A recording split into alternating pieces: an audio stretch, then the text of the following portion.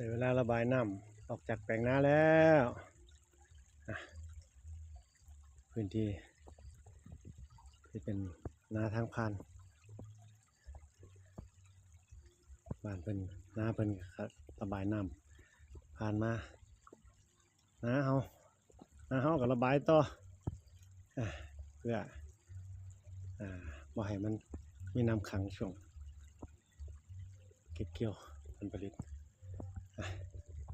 โอ้วันนี้สุดๆเลยก่อนเดินทางกลับศรีราชาตัดหญ้า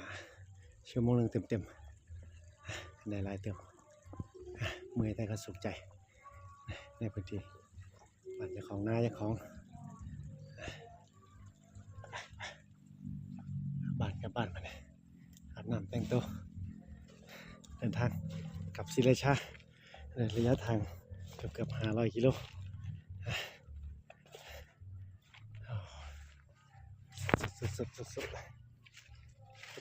สุดเลี่ยมแล้ว